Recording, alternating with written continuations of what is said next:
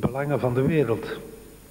Aujourd'hui, le Seigneur dit, Vandaag zegt de Heer tot ons: toute délicatesse de la part de mes créatures pour restaurer ma maison chancelante me touche profondément.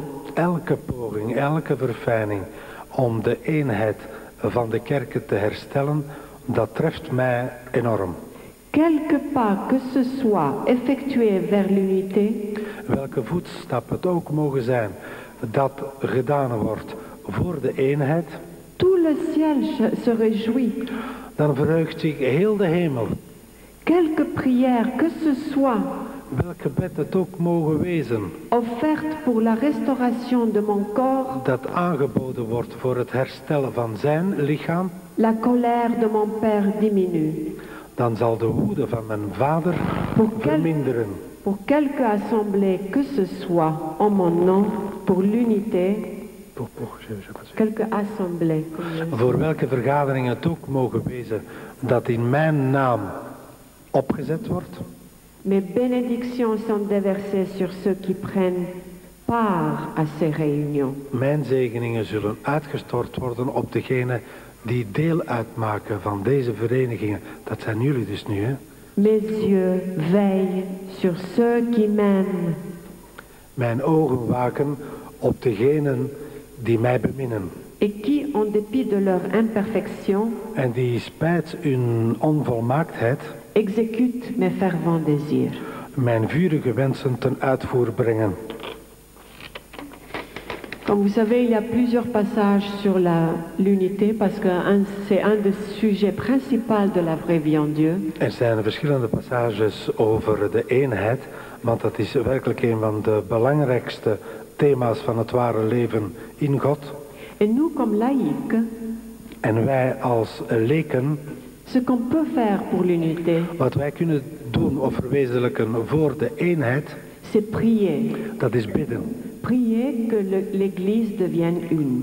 Bidden dat de kerk één mogen worden. Prier que la date de Pâques soit unifiée. Bidden dat de data van Pasen zouden mogen verenigd worden, één datum worden. C'est un des désirs les plus fervents du Christ. Dat is een van de vurigste wensen van Christus. Unifier la date de Pâques.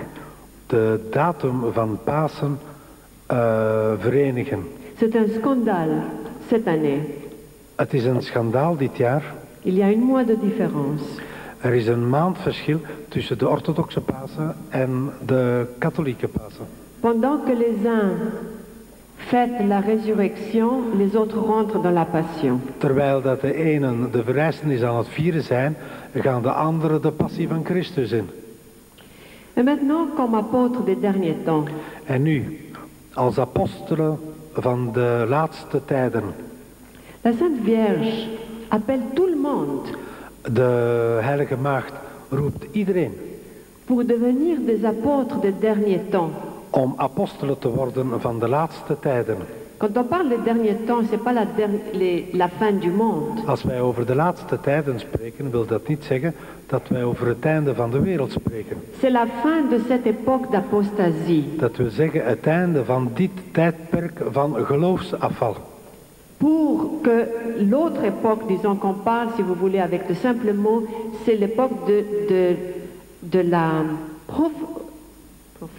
profusion de l'Esprit Saint. Het is het tijdperk van de overvloedige uitstorting van de Heilige Geest over ons. Mais alors, vous allez dire, comment est-ce que je peux être un apôtre des derniers temps? Maar u gaat zich nu de vraag stellen, maar hoe kan ik nu een apostel worden van de laatste tijden? Par la façon que vous vivez. Door de wijze waarop jullie leven. Vous pouvez témoigner par la façon que vous vivez. Jullie kunnen getuigen door de wijze waarop jullie leven. Rachetez le mal par l'amour. Het kwade opkopen met de liefde.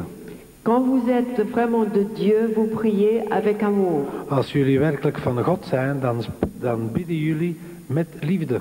Et la manière que vous témoignez, En de manier waarop jullie getuigen, vous devenez des apôtres des derniers temps. dan worden jullie de getuigen van de laatste tijden. Parce que dans la manière que vous vivez, Want op de wijze waarop jullie leven, les autres personnes non converties vont vous voir dan zullen de andere personen die nog niet bekeerd zijn, et vont être attirés par vous. jullie zien. En dat zal een aantrekkingskracht vormen. Il faut témoigner de Jésus, il faut parler de Jésus. Je moet getuigen van Jezus, je moet over Jezus spreken. À chaque occasion. Op elk ogenblik.